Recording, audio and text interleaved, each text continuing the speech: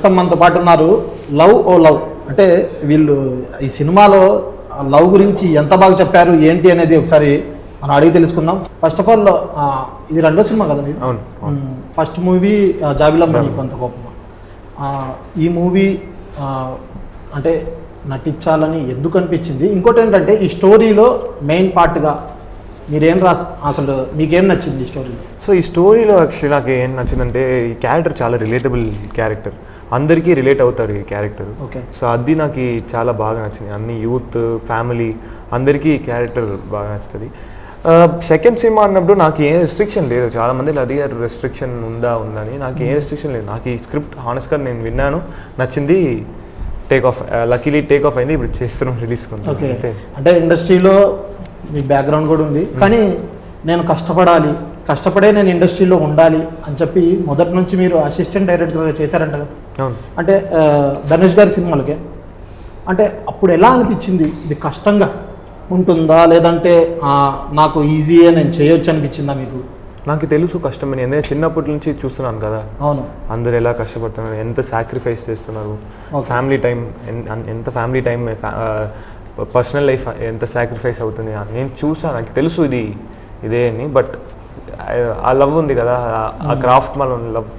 Okay. అంటే మీ మామగారు చెప్పారా, అంటే ధనుష్ గారు చెప్పారా నేను ఇట్లా ఇండస్ట్రీకి వస్తే ఇన్ని కష్టాలు ఉంటాయి, ఎందుకు ఇండస్ట్రీకి రావడం, ఇంకేదైనా చేసుకోవచ్చు కదా బిజినెస్, అలాంటివి ఏమైనా సలహాలు ఇచ్చారా? అలాగే చెప్పలేదు. ఎక్కడ ఉంటుంది సినిమాని కాదు, ఏం చేస్తే దాన్ని ఫుల్గా 100% హార్డ్ వర్క్తో చేయి, కాన్సన్ట్రేషన్ షుడ్ చేయి, అంతే. ఇక్కడ ఇది చేయకొని ఓకే సినిమా వస్తున్నావా 100%, లేదు సినిమా లేకుండా డాక్టరా ఓకే 100%. ఎక్కడంటే దాన్ని పర్ఫెక్ట్గా చేయాలి అని నేను చెప్తారు. ఓకే. నాగదుర్గ గారు హాయ్ అండి. హలో అండి. ఎక్కడో యూట్యూబ్లో చూసేవాళ్ళం ప్రతి చోట మిలియన్స్ వీడియోస్, మీ వీడియోస్ అన్ని మిలియన్స్లోనే ఉండేవి. ఇప్పుడు మళ్ళీ సినిమాలు కూడా ఆ రకంగానే మీరు ముందుకెళ్ళాలని కోరుకుంటున్నాం. కానీ నేను ఇండస్ట్రీలో వచ్చేటప్పుడు నేను లేడీ ఓరియంటెడ్ సినిమాలే చేస్తాను, నాకు చాలా స్టోరీలు వచ్చినాయి, అయితే కూడా నేను చేయలేను అని చెప్పి అప్పుడు ఇగ్నోర్ చేశారంట, నిజమేనా? లేడీ ఓరియంటెడే చేస్తా అని చెప్పలేదండి. ఎందుకంటే ఇప్పుడు నన్ను పెట్టి ఎవరు లేడీ ఓరియంటెడ్ చేస్తారు? నేను పెద్ద స్టార్నో లేకపోతే అంటే ఈ మూవీ చేసినామనో లేకపోతే ఎవరో పెద్ద హీరోయినో కాదు కదా. నేను ఫస్ట్ నుంచి చెప్పింది ఒకటే ఏంటంటే మంచి రోల్. ఇప్పుడు చాలా అన్ని లేడీ ఓరియంటెడ్ మూవీస్లో కూడా హీరోస్ ఉంటారు, బట్ నీకు స్టోరీ లేడీ ఓరియంటెడ్ ఉంటుందేమో కానీ హీరోలు ఉంటారు, యాక్టర్లు ఉంటారు, చాలా అవకాశాలు వచ్చినాయి, ఒక 100 దాకా వచ్చినాయి అని చెప్పి చెప్తున్నాను. నేను 100 దాకా అనింది ఏంటంటే, నేను 5 years బ్యాక్ నా ఫస్ట్ ఫోక్ సాంగ్ చేశాను, తిన్న తీరం పడతలే అనే సాంగ్. ఆ తర్వాత నాకు ఒక 2 yearsలో కలిపి షార్ట్ ఫిల్మ్స్ దగ్గర నుంచి కొన్ని మూవీస్లో ఇట్లా ఫ్రెండ్ క్యారెక్టర్స్ రోల్స్, కొన్ని లీడ్, అలా కలిపి దగ్గర ఒక 100 ఆఫర్స్ వచ్చాయి. అందులో ఒక ఆఫరే నేను చూస్ చేసుకొని న్యూస్ యాంకర్గా చేశాను అప్పుడు ఆ టైంలో. బికాజ్ నేను అప్పుడు చదువుకుంటున్నాను, ఎడ్యుకేషన్ టైంలో, కోవిడ్ టైం ఇంకా.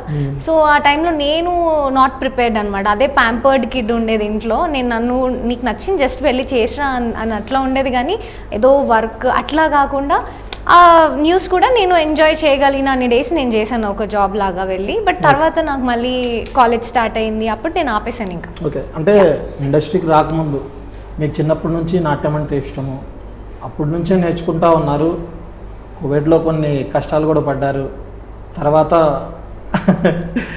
సాంగ్స్ చేస్తూ ముందుకెళ్ళారు.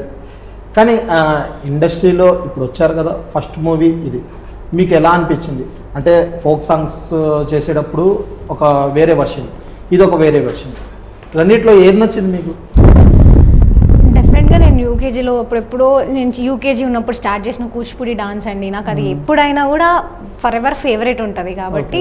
సో నేను కోవిడ్లో కష్టపడింది అంటే నాకు అర్థం కాలేదు మీరు చెప్పింది.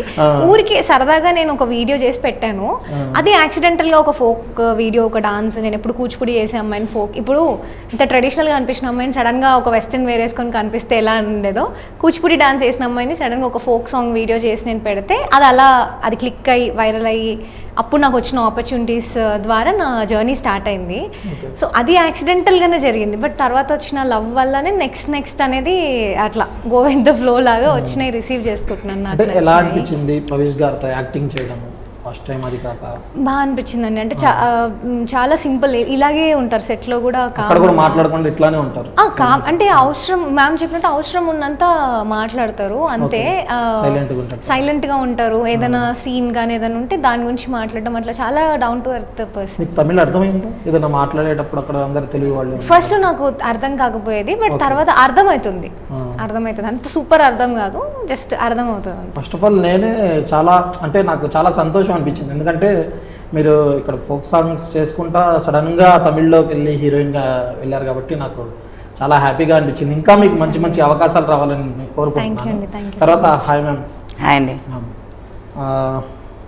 ఇండస్ట్రీకి వచ్చినప్పుడు మంచి మంచి సినిమాలు అప్పట్లోనే 1995లో చంద్రలేఖ విజయ్ గారితో యాక్ట్ చేశారు. తర్వాత తెలుగులో కూడా దేవిలో యాక్ట్ చేశారు.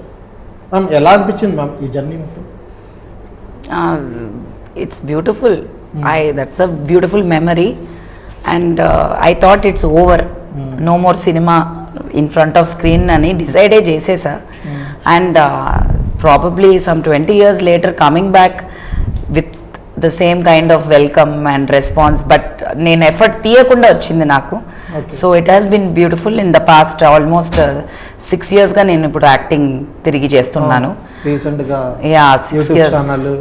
ఛానల్ నుంచి స్టార్ట్ అయ్యింది, టీవీ నుంచి స్టార్ట్ అయింది, బిగ్ బాస్ నుంచి. సో కంటిన్యూస్గా షోస్ చేస్తున్నాను, యూట్యూబ్ ఛానల్ ఓపెన్ చేశాను. సో ఆ ప్రేమ ఎప్పుడు తగ్గల, ఇంకా పెరుగుతూ పోతుంది. సో ఐఎమ్ వెరీ బ్లెస్డ్ అనమాట. రీసెంట్గా రజనీకాంత్ గారిని కూడా కలిసారు ఒక సినిమా గురించి, మిస్టర్ మిస్సెస్. ఎస్, నా సినిమా మిస్సెస్ అండ్ మిస్టర్ నా డాటర్ ప్రొడ్యూస్ చేసింది. నేను డైరెక్షన్ అండ్ యాక్టింగ్ చేశాను. సో ఆ సినిమాకి రిలీజ్ డేట్ పోస్టర్ రజనీ అంకిల్ని వెళ్ళి కలిసి, బికాస్ జోవికా ఫస్ట్ టైం ప్రొడ్యూసర్గా ఇంట్రడ్యూస్ చేయడం.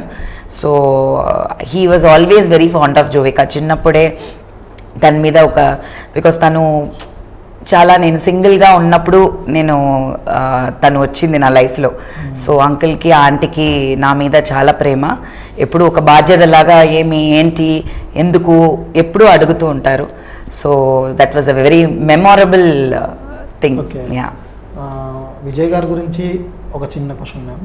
అంటే మీరు అప్పటి నుంచే చూశారు విజయ్ గారిని, ఇప్పుడు సీఎం అయ్యారు ఆయన.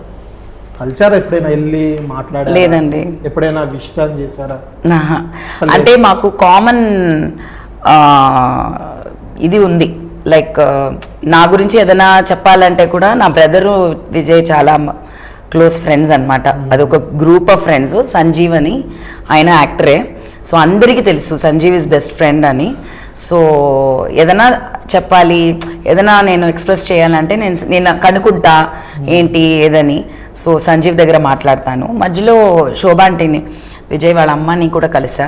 సో చాలా రోజుల తర్వాత మేమిద్దరూ కూర్చుని చాలాసేపు మాట్లాడాము. ఒక ఫంక్షన్లో కలిసాము, ఇద్దరు పక్కన పక్కన కూర్చుని చాలా we had a good time. And I was talking about Vijay's political journey అంతా. But I have never gone in a long time. But ఇప్పుడు కూడా గలిచినప్పుడు నేను ఇమ్మీడియట్లీ నాకు ఎలాగా ఫస్ట్ వెళ్ళాలని ఉన్నింది. బట్ కొంచెం అక్కడ కొంచెం కన్ఫ్యూషన్ అయ్యింది, వస్తారా లేదా, బికాస్ కొంచెం సీట్స్ ఇవన్నీ ప్రాబ్లం కొంచెం లాగింది కదా. సో అందుకని ఆ ఆపర్చునిటీ దొరకలా. ఇప్పుడు అందరూ వెళ్ళి చూస్తున్నారు. I'm waiting for one particular reason. So అది ఇమ్మీడియట్లీ లేదు, it is going to happen. That time I want to go. So when I go then it makes more sense. ఊరికే ఇప్పుడు వెళ్ళేది కన్నా I want to wait for that. I'm waiting for a reason. I have a reason, దానికోసం wait చేస్తున్నాను. అప్పుడు మీకు తెలిసిపోతుంది. Okay. ఇందాక మాట్లాడేటప్పుడు, మీ అమ్మాయి గురించి మాట్లాడేటప్పుడు మీ కళ్ళల్లోంచి నీళ్ళు వచ్చేటట్టు కనిపించింది, ఎందుకో? అంటే yeah, it's not giving birth to a child is not easy first of all. దాంట్లో హస్బెండ్ తోడు ఉండి పుట్టడమే చాలా జర్నీ అనమాట, పెయిన్ అనమాట, రిస్క్ అన్నీ. అండ్ పేరెంట్స్ సపోర్ట్ ఉండాలి, ఫ్యామిలీ ఉండాలి. బట్ నా కూతురు, ఎస్పెషలీ డాటర్ జోవికా నా లైఫ్లో వచ్చినప్పుడు only my mother was with me and my son was with me. So I was single, properly single. But I still had to continue my journey as a mother. అది నేనే తీసుకున్న decision. But so ఆ sentiment అది తప్పదు కదా. So that is a special pregnancy and special delivery అనమాట. Mummy and daddy ఉన్నారు. But తోడు ఉండింది మమ్మీ. ఓకే, ఫైనల్గా ధనుష్ గారి గురించి అంటే నేను ఒక పిక్ చూపిస్తాను మీకు. ఫైనల్గా ఆ పిక్లో ధనుష్ గారు అంటే అది ఏ షూటింగ్లో తెలియదు నాకు,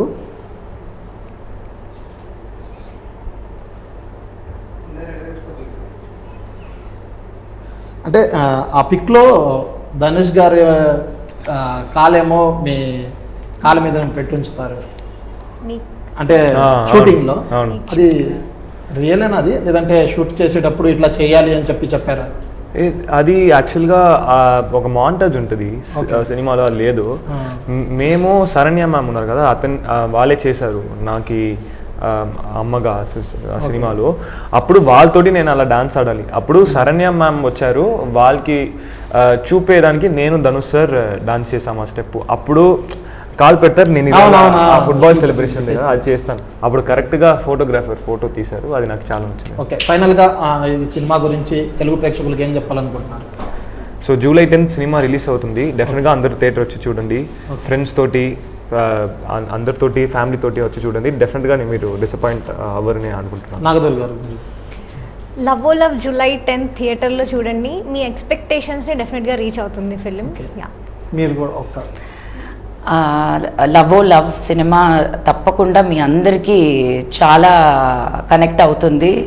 మీరు ఎంజాయ్ చేస్తారు. ఫన్ అన్లిమిటెడ్ ఉంది, లవ్ ఉంది, సాంగ్స్ ఉంది, సెలబ్రేషన్గా ఉంటుంది. తప్పకుండా థియేటర్కి వచ్చి లవ్ ఓ లవ్ చూడండి July 10th. చూశారు కదా, లవ్ ఓ లవ్ సినిమా అయితే చాలా బాగుంటుంది. వాళ్ళు పడిన కష్టాన్ని గురించి కూడా వాళ్ళు చెప్పడం జరిగింది. అందరూ July 10th అందరూ థియేటర్కి వెళ్ళి చూడండి. Thank you.